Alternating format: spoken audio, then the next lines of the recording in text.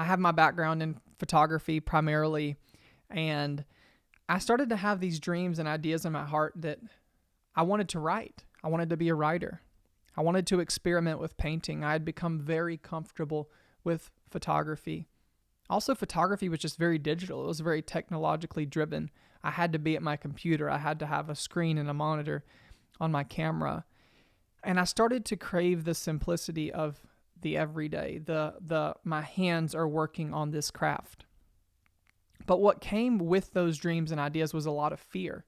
And I remember being outside in my backyard one day and just praying, like, how am I ever going to do these things? How am I ever going to step into the next thing for me with my creativity? Because I felt very stunted in my creating and my making at the time. And I remember this phrase popping into my head, and some of you may have heard me say it before, but it was, can you sit? Can you sit? And I remember looking up like I was looking at God and going, are you crazy? I just told you all the things I wanted to do and all the things I wanted to learn, and you're telling me to sit down. This is such a funny message for people my age and younger to hear. The question was, can you sit? So today, I don't know what that thing is in your heart or your mind that you're like, man, I've been wanting to do that.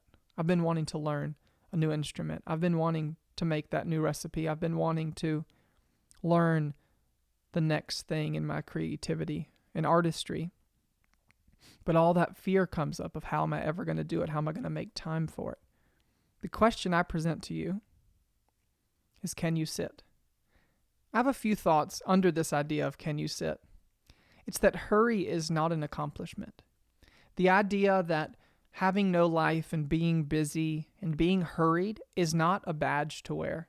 It's not an accomplishment. Now, there's grace when you're in those seasons, grace for that pace in those seasons, but hurry should not become a lifestyle. It's not a badge to wear. So in a way, this sitting or this making, or even just we could say being still, maybe you're standing up and painting or working or photographing something. So it's a surrender. It's going, I'm going to surrender to stillness. Hurry is not an accomplishment. I had to ask myself this question because I don't normally go down and I don't deal with depression or being down as much. I go up. I get anxious. I get frantic. I get energized. I get caffeinated and I worry. But I had to ask myself, where has the frantic and restless energy gotten me? What's the fruit of that for me? The frantic and restless energy, the complaining spirit, the restless, anxious spirit. Where does that lead me? Does it lead me toward creating and making and being full of joy and being happy? Not very often. Now, God's gracious and He meets me in that place and He gives me grace to do things, but it is not the lifestyle that we want to live for a long time. And I mentioned this earlier, but you're facing real fears when you decide to sit down. A writer once said, to be with the self is the one place that you cannot hide.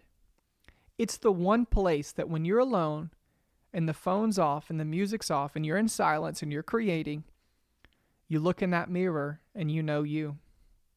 You know the things that people can see and the things that people can't see. You know the things you're good at and the things you want to hide. To sit with the self in silence is the one place we cannot hide. And believe it or not, that's actually pretty good for our soul. It's pretty good for our mind. Not to sit alone and fix things, but to sit in reality. I want to read something from the Psalms. Whether you're a person of faith or not, the Psalms are full of such poetic and honest language. I love the honesty of the Psalms. This is Psalms 46:10. Just take this in for just a moment. Surrender your anxiety. Be silent and stop your striving, and you will see that I am God. Man, I love that. I think I'm going to read it again.